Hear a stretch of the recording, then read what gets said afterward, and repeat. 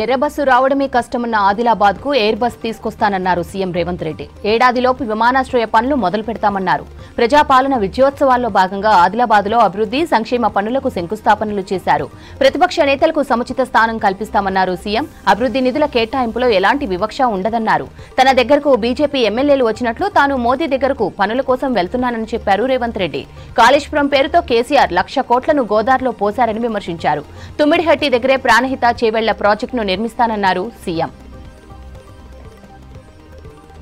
స్థానిక సంస్థల ఎన్నికల తర్వాత బీఆర్ఎస్ భూస్థాపితం అవుతుందన్నారు రాష్ట్ర కార్మిక శాఖ మంత్రి వివేక్ వెంకటస్వామి. 10 ఏళ్లు పాలించిన కేసీఆర్ రాష్ట్రాన్ని అప్పుల పాలు చేశారని ఆదిలాబాద్ సభలో విమర్శించారు. రాష్ట్రంలో ప్రజాపాలన అందిస్తున్నామన్నారు మంత్రి. కాంగ్రెస్ సర్కార్ అమలు చేస్తున్న సంక్షేమ పథకాలతో ప్రజలు సంతోషంగా ఉన్నారన్నారు వివేక్.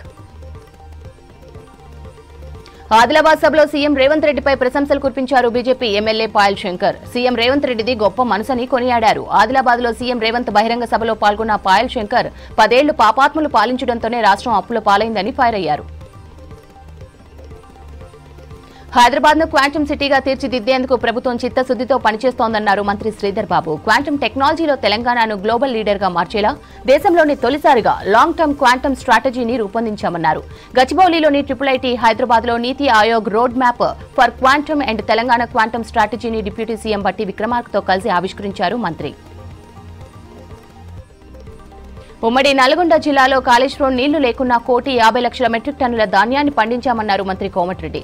ఎస్ఎల్బీసీని అధునాతన టెక్నాలజీతో నిర్ణీత గడువులోగా పూర్తి చేస్తామన్నారు. ప్రజాపాలన ప్రజా విజయోత్సవాలలో భాగంగా ఈ నెల 6న నల్గొండ జిల్లా దేవరకొండలో పలు అభివృద్ధి పనులకు శంకుస్థాపన చేయనున్నారు సీఎం. రేవంత్ రెడ్డి పర్యటన ఏర్పాట్లను పరిశీలించారు మంత్రి కోమటిరెడ్డి. హెల్త్ పాలసీపై బీఆర్ఎస్ విమర్శలు కరెక్ట్ కాదన్నారు PCC chief MLC Mahesh Kumar Goud. Delhi కాలుష్య పరిస్థితులు ఇక్కడ రాకుండా ఉండేందుకు సర్కారు ప్రయత్నం చేస్తుందన్నారు. ఇందుకోసం హెల్త్ పాలసీ తీసుకొచ్చామని వివరించారు. హెల్త్ పాలసీ అమలుతో సిటీలో కాలుష్యం తగ్గుతుందని చెప్పారు మహేష్ కుమార్ గౌడ్. కాంగ్రెస్ ఇచ్చిన హామీల గురించి ప్రశ్నిస్తే కేంద్రాన్ని విమర్శిస్తున్నారని మండిపడ్డారు బీజేపీ స్టేట్ చీఫ్ రామచంద్రరావు. ఈ నెల 7న ప్రజా వంచన ధర్నాలో ప్రభుత్వానికి వ్యతిరేకంగా ఛార్జ్షీట్ రిలీజ్ చేస్తామని చెప్పారు. హైదరాబాద్ ఇందిరా పార్క్ దగ్గర బీజేపీ చేపట్టనున్న మహాధర్నా ఏర్పాట్లను పార్టీ నేతలతో కలిసి పరిశీలించారు. బీసీ హాస్టళ్లు, పెన్షన్లు సహా అన్ని సమస్యలను రేవంత్ సర్కార్ గాలికి వదిలేసిందన్నారు రామచంద్రరావు. రాష్ట్రంలోని కోతుల సమస్యను లోక్సభలో ప్రస్తావించారు ఎంపీ కొండా విశ్వేశ్వర్రెడ్డి. రైతులు పండించే ప్రతి పంటను ధ్వంసం చేస్తున్నాయని తెలిపారు. అన్నదాతల జీవనోపాధిని నాశనం చేస్తున్నాయన్నారు. ఈ సమస్య తెలంగాణలో మాత్రమే కాకుండా చాలా రాష్ట్రాల్లోనూ ఉందన్నారు. కోతుల సమస్య పరిష్కారానికి ఏ మంత్రిత్వ శాఖ బాధ్యత వహిస్తుందో చెప్పాలని కోరారు ఎంపీ విశ్వేశ్వర్రెడ్డి. కాంగ్రెస్ అధికారంలోకి వచ్చాక రాష్ట్రంలో ఏ ఒక్క గ్రామానికి ₹1 నిధులు ఇవ్వలేదన్నారు బీజేపీ ఎంపీ డీకే అరుణ. కేంద్ర ప్రభుత్వ నిధులతోనే గ్రామాలు డెవలప్ అవుతున్నాయన్నారు. కాంగ్రెస్ నేతలకు పంచాయతీ ఎన్నికల్లో ఓటు అడిగే హక్కు లేదన్నారు. ఫ్రస్ట్రేషన్లోనే దేవుళ్లు హిందూ ధర్మాన్ని అవమానపరిచేలా సీఎం మాట్లాడారని విమర్శించారు డీకే అరుణ.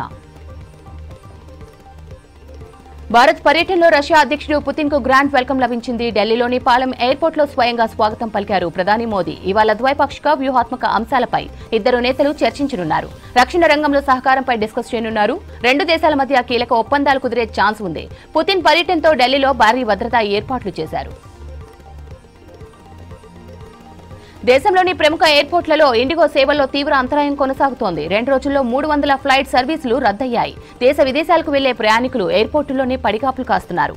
ఇండిగో సర్వీసుల రద్దుకు పైలట్ల కొరతే కారణమని డీజీసీఏ తెలిపింది. అయితే 48 గంటల్లో తమ కార్యకలాపాలు సాధారణ స్థితికి వస్తాయని స్పష్టం చేసింది ఇండిగో సంస్థ. ఇండిగో విమాన సర్వీసుల ఆలస్యంపై స్పందించారు Peddapalli MP Vamsikrishna. IndiGo airlines తప్పుడు నిర్వహణతో ఒక్క రోజులో 200 విమాన సర్వీసులు రద్దయ్యాయన్నారు. ఇండిగో తీరుతో 50,000 కుటుంబాలు ఇబ్బందులు పడ్డారన్నారు. ఇది కేవలం ఇండిగో నిర్లక్ష్యం వల్లే జరిగిందన్నారు వంశీకృష్ణ. రూల్స్ పాటించకుండా పైలట్లు, క్రూ మెంబర్లను ఎక్కువ గంటలు పనిచేయించి వారిని ఇబ్బందులు పెట్టారన్నారు. ఇండిగోపై చర్యలు తీసుకోవాలని కేంద్ర మంత్రి రామ్మోహన్ నాయుడుకి కంప్లైంట్ చేశామన్నారు వంశీకృష్ణ. ప్రధాని మోదీ సర్కార్ ప్రజల ఆరోగ్య భద్రతకు అధిక ప్రాధాన్యత ఇస్తోందన్నారు కేంద్ర మంత్రి Nirmala Sitharaman. The health securities national security cess బిల్లును లోక్సభలో ప్రవేశపెట్టారు. ప్రజల ఆరోగ్యానికి హాని కలిగించే పొగాకు, పాన్ మసాలా లాంటి ఉత్పత్తులపై సెస్ విధించనున్నట్లు చెప్పారు. పొగాకు రైతులకు అనేక రాయితీలు ఇస్తున్నట్లు తెలిపారు నిర్మలా. దేశంలో టోల్ వసూలు వ్యవస్థపై కీలక కామెంట్స్ చేశారు కేంద్ర మంత్రి నితిన్ గడ్కరీ. ప్రస్తుతం ఉన్న టోల్ వసూలు వ్యవస్థ ఏడాదిలోపు కనుమరుగవుతుందని చెప్పారు. దాని స్థానంలో సరికొత్త వ్యవస్థ అందుబాటులోకి తెస్తామన్నారు. ప్రస్తుత టోల్ సిస్టమ్ స్థానంలో ఎలక్ట్రానిక్ వ్యవస్థ అందుబాటులోకి తేనున్నట్లు ప్రకటించారు. ఇక టోల్ పై ఎవరూ ఆగాల్సిన పనిలేదన్నారు. ఈ కొత్త వ్యవస్థను ఇప్పటికే 10 చోట్ల ప్రవేశపెట్టినట్లు చెప్పారు గడ్కరీ.